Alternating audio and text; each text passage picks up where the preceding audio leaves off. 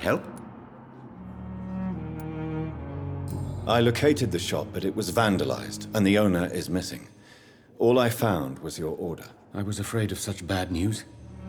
People are so desperate they're ready to burgle a shop for drugs. That's quite a list you ordered. Opium, sodium hypochlorite. It can't be just headaches you're trying to cure. This dreadful influenza, of course. I already ran some tests on hopeless cases. Without success, I must admit. Do you realize you could create a lethal poison without the correct dosage? Then there are the legal ramifications. Is this not true of any medical substance, Dr. Reed? However, if you would agree to improve it, I'd be glad to accept your help. As long as you promise to be scrupulous with your experiments, I may try to gather these substances, and even help improve upon the mixture. That's all I'm asking for, Dr. Reed. That's all I'm asking.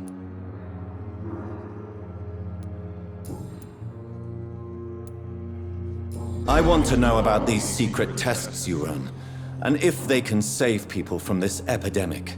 Speak to me now, Thoreau. I know I may sound presumptuous, but I'm just following your steps, Dr. Reed. I'm casting away the shadows of ignorance by daring to face them. Self-confidence is essential in our line of work, my young colleague, but only if tempered with the correct amount of cynicism. But you never doubt yourself, Dr. Reed. I've read all your articles and books. You performed the most daring research during the war.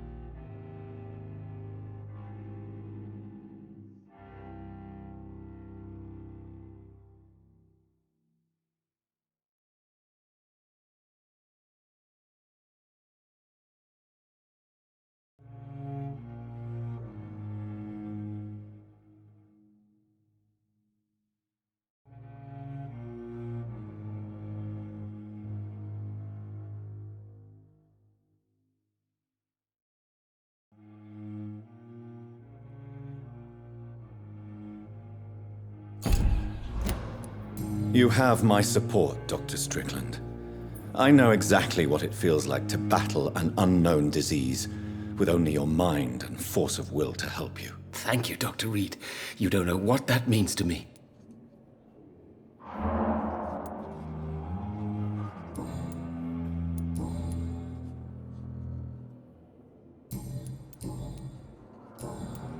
Goodbye, Dr. Strickland. I can't let Strickland put his patients at risk with opium. Perhaps an adjusted formula will deliver more of a placebo But in the effect. circumstances, I'm willing to give you the benefit of the doubt. I'm quite busy right now, Dr. Reed.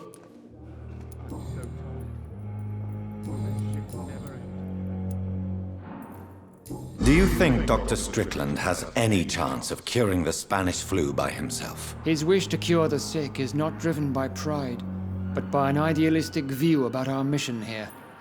Honestly, I don't know which is worse. You consider him a good practitioner, yet you will not report his methods. Strickland may be a rival, but I will not use dirty tricks or regulations to prove him wrong. We are doctors, not politicians. Still more coming. How can we be sure we're making a difference?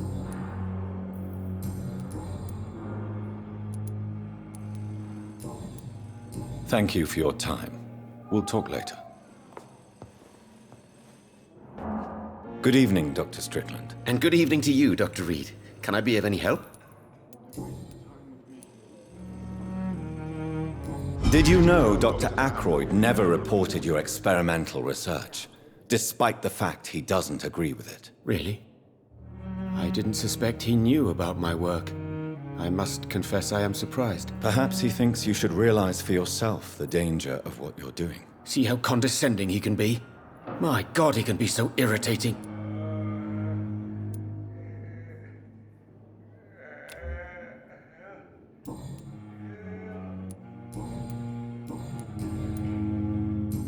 Goodbye, Dr. Strickland.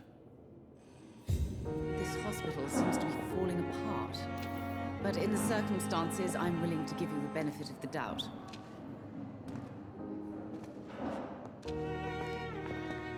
Good evening, Dr. Strickland. And good evening to you, Dr. Reed. Can I be of any help? Goodbye, Dr. Strickland. I'm quite busy right now, Dr. Reed. Thank you for your time. We'll talk later.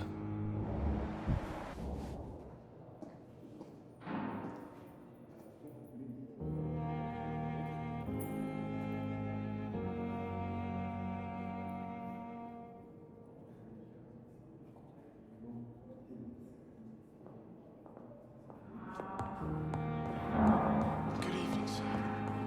We may lack the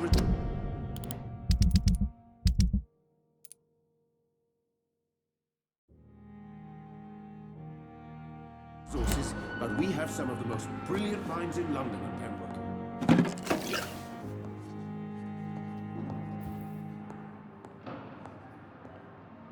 Good evening, Mr. Goswick. How are you? I'm okay.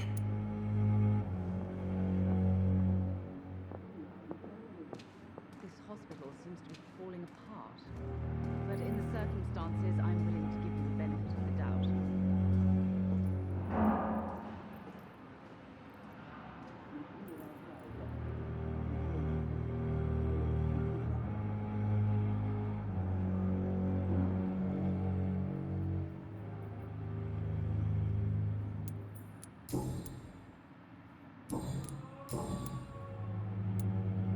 Admit it, Mortimer. Your mother had you hospitalized here because you tried to kill yourself. Yes, it's true. All right, then.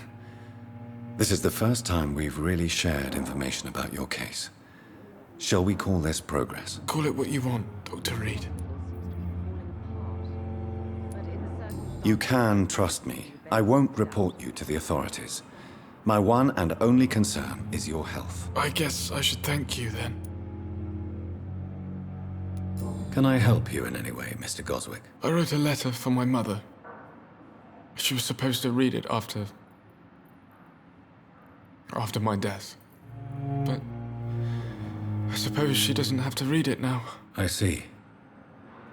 And is this letter still near the place where you tried to take your own life? Yes. And I don't want anyone reading my last words. I mean, I'm still here. but in the circumstances, If you bring me back that letter, then perhaps we'll talk.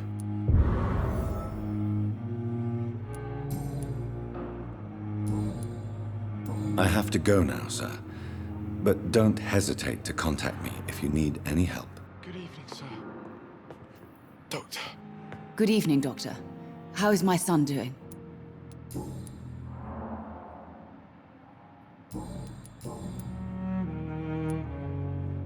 Your son wished to die, Beatrice. Why did you hide such crucial information? Are you not aware suicide is a crime? Mortimer could be thrown in jail. I can't let that happen. I won't. I understand you fear the legal consequences, Mrs. Goswick. But don't you realize your silence significantly affects your son's case? All my son needs is help and comprehension. Not judgment and punishment for what he may or may not have done.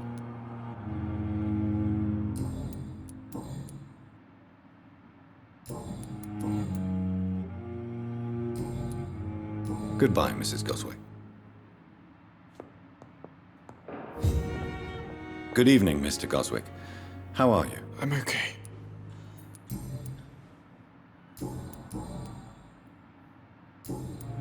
I have to go now, sir. But don't hesitate to contact me if you need any help.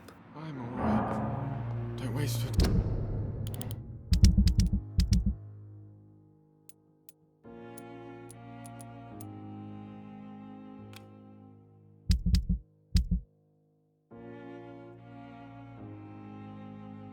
Time with me.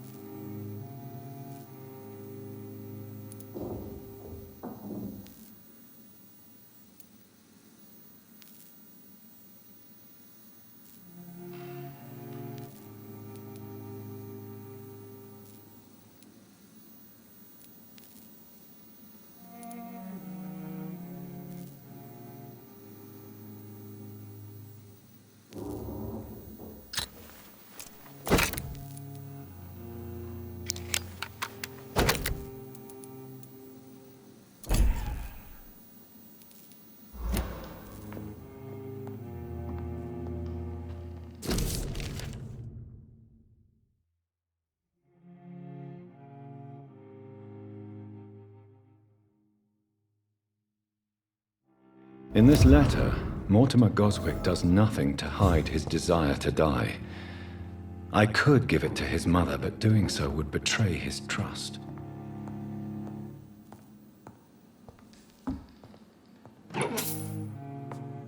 It's locked, all right.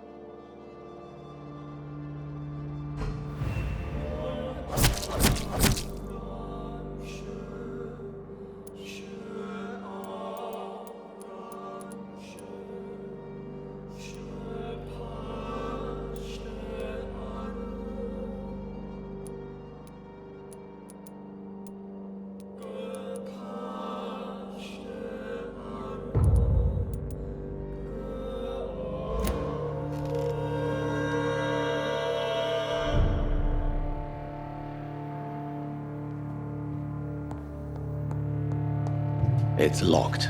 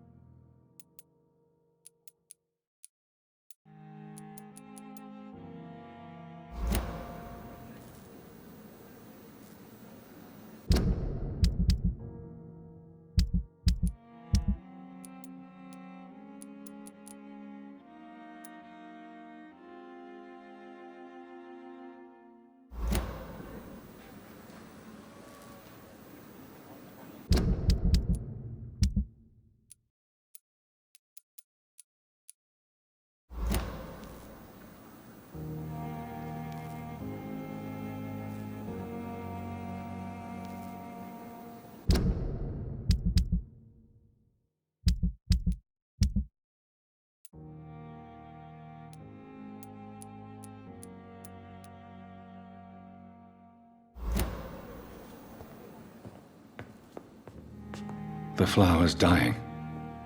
It needs water.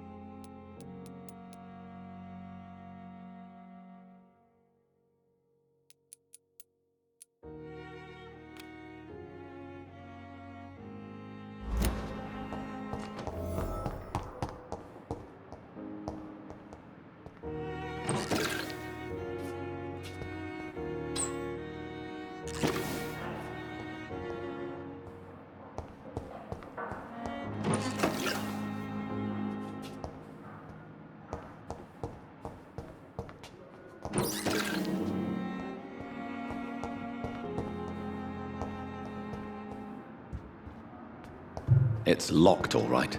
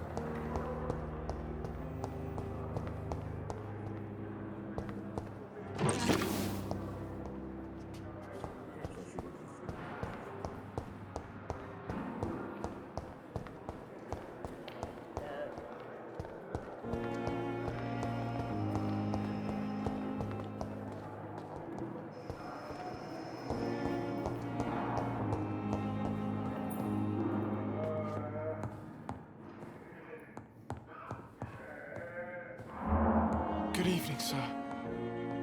Doctor. Good evening, Doctor. How is my son doing? Your son asked me to find this letter, Mrs. Goswick. However, I thought it would be preferable to give it to you. I already know what I'm going to read. Mortimer, why are you acting in this way?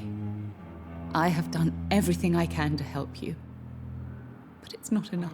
We will talk about this letter later. I understand that you need some privacy. Before you leave, take this for your trouble. Thanks to you, my son still has a future. Perhaps.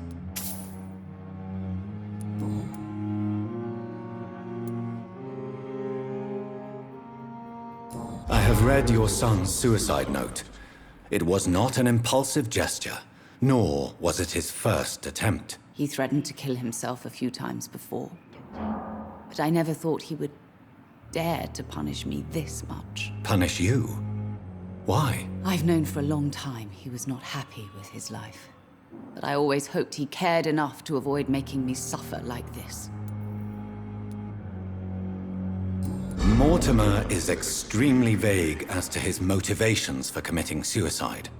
Tell me more about what you know. As you say, Mortimer had no reason to die.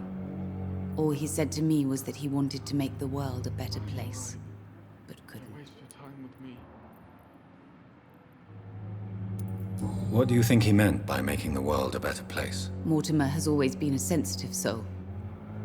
He wouldn't talk to anyone for months after his father passed. It's like he carries everyone's sadness with him.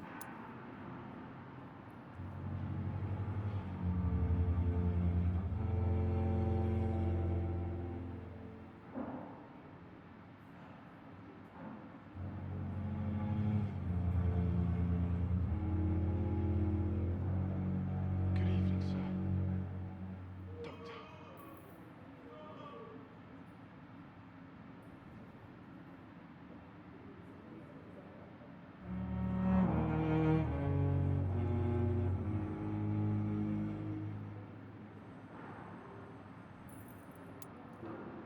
Why did your son feel so useless when facing the world? I think it was more that he could only see the melancholy facets of life. He couldn't help but dwell on such things.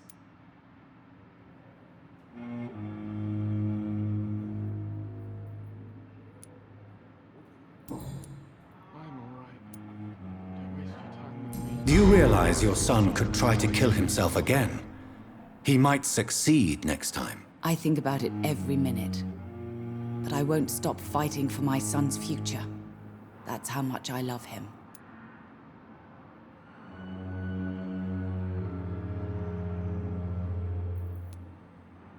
You're right. Your son's death was not fatal. And unlike many on their own, he is lucky to have you by his side. I can't give up on him. I just can't. I have conceded many times in my life, but giving up on my son is something I am incapable of.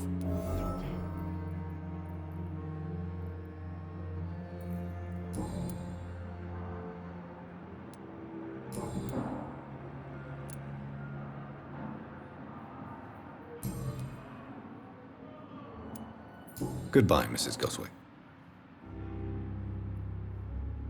Good evening, Doctor. How is my son doing?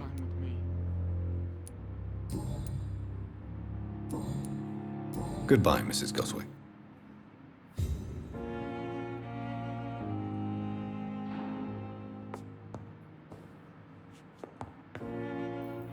Good evening, Mr. Goswick.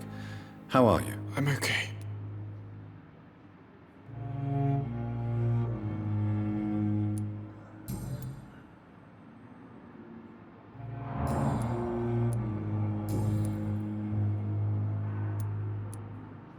I've read your letter, Mortimer.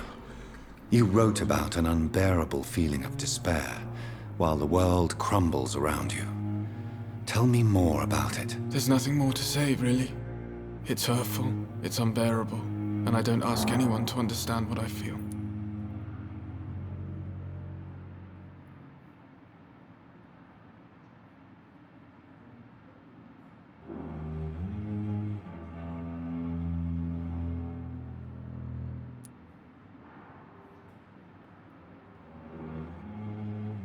Despair is a deadly poison I've tasted myself, sir. We're only tempted to drink it because we're terrified by the uncertainty of the next minute. I know that perfectly, Doctor, for I waited for so long, hoping that the next minute would be less unbearable. Your mother won't let you down, Mortimer. Don't you share her hope for a better future? No, I don't. Won't you even try? Do you want me to promise you I'll get better? Do you want me to tell her the same thing? I could, but it would not change anything.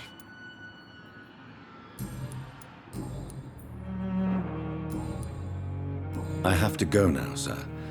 But don't hesitate to contact me if you need any help. I'm all right. Don't waste your time with me. Good evening, Doctor. How is my son doing?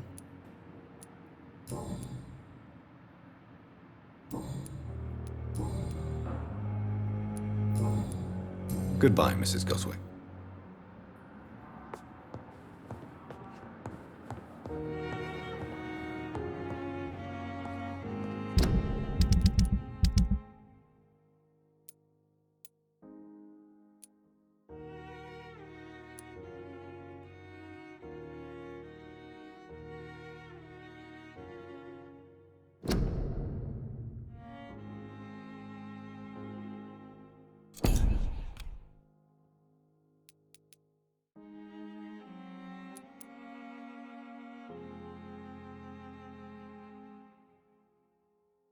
Good evening, sir. Doctor.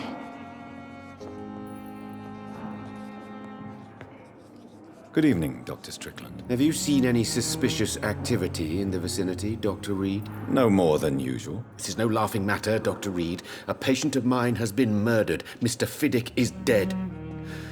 I should have been more cautious.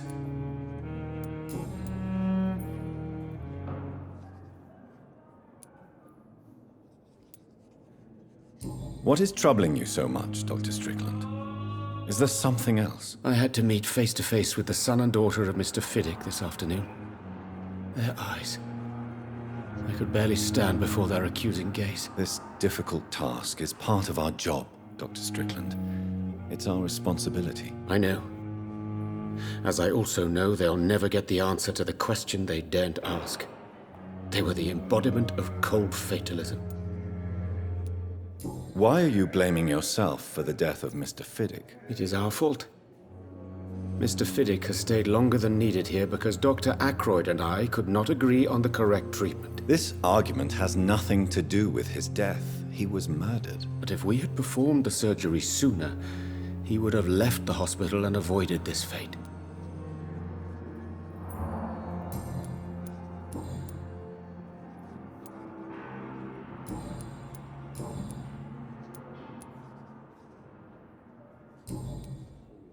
Goodbye, Dr. Strickland.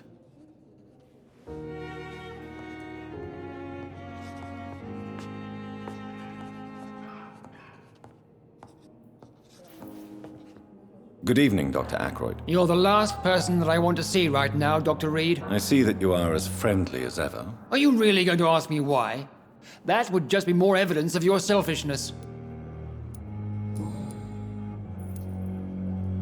How do you think these recent events will affect the Pembroke Hospital? I am not blind.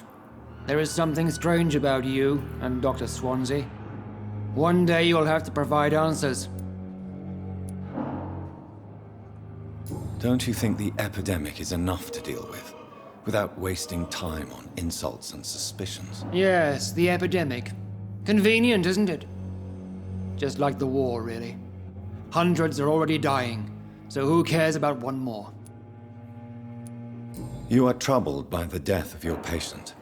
I understand. It is something that haunts everybody in our profession. Harvey Fiddick died inside these walls, under our watch. We failed him, all of us.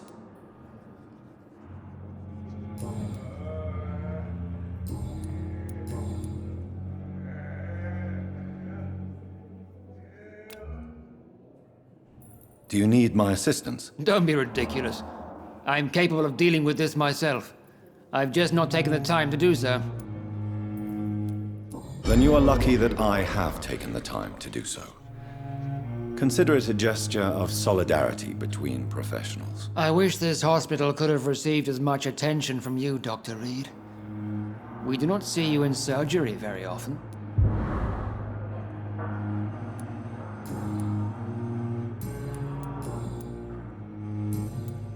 Thank you for your time. We'll talk later.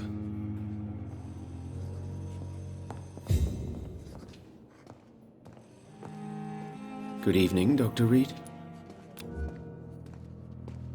Do you need my medical attention, dear colleague? I would have been confused if anyone other than you had asked that question, Dr. Reed. But your help is welcomed. There is no shame in helping each other. We're colleagues, after all. Many doctors I have known are too cynical to think that way.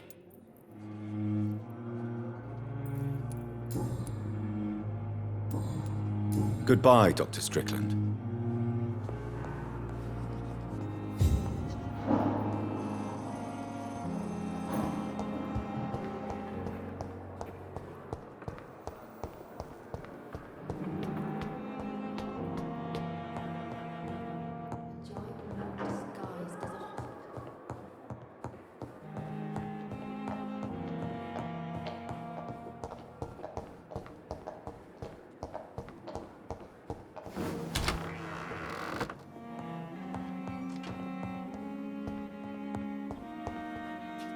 Strickland's project could be dangerous.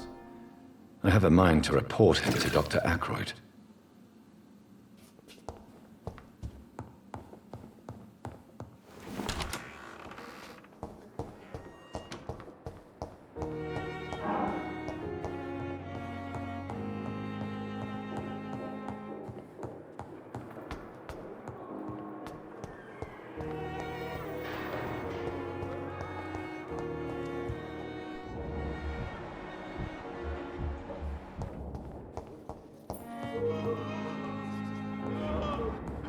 Side, Dr. Reed. I know that Pembroke will prevail and survive. Good evening, Dr. Reed. I have managed to improve the mixture by diluting it. Have you ever heard of Sir Joseph Francis Olive, or the placebo effect? No, I don't think so. Why? A placebo is a substance or procedure that has no actual physical effect. You made a placebo of my project. Why? Research has established that a placebo, as long as the subject believes in the effect, can provoke a positive physiological reaction. Really? That's fascinating. And you want me to, what, administer the placebo and see what occurs? Something like that, yes. Well, I'm a bit surprised, but I trust you, Dr. Reed. Please take the key to my cabinet and put this placebo there for future use.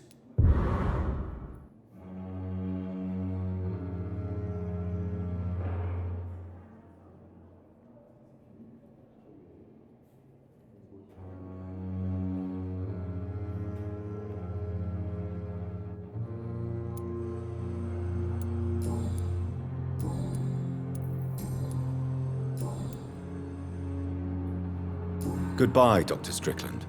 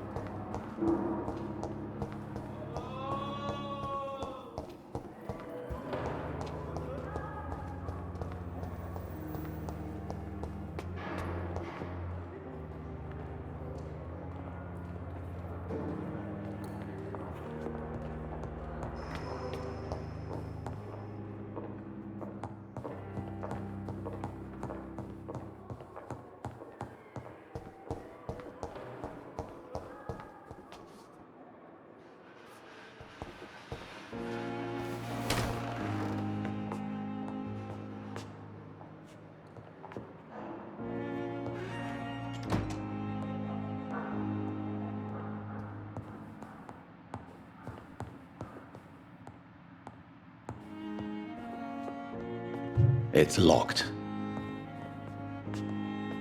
At least Strickland can't kill anyone with this formula.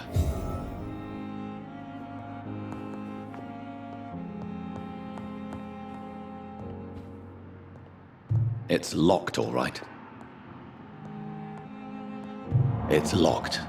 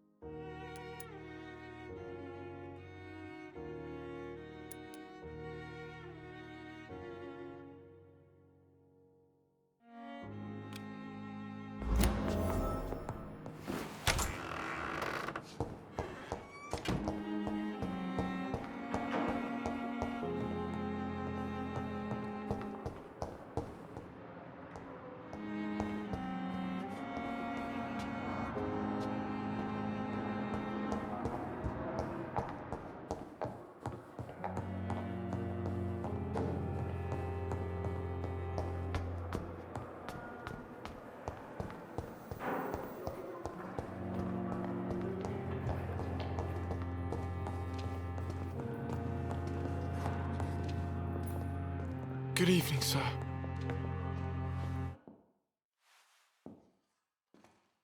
I'm so tired. Will this shift never end?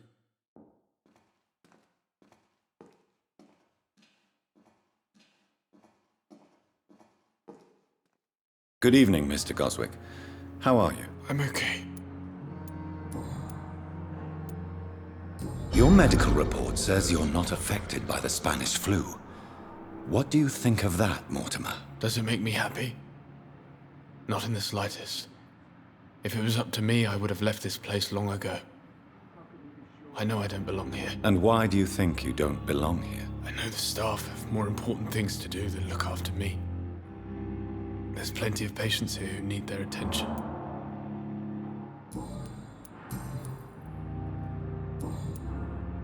I have to go now, sir.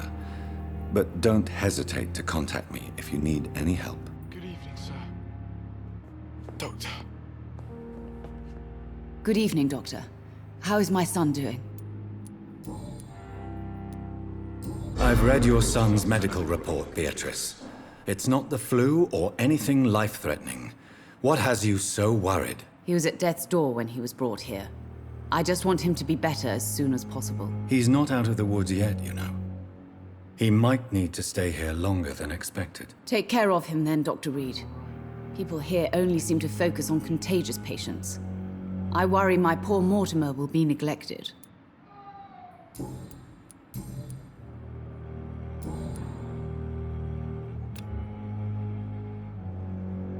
Goodbye, Mrs. Goswick.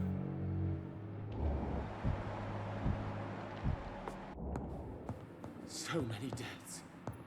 And still more coming. How can we be sure we're making a difference? Good evening, sir. Doctor.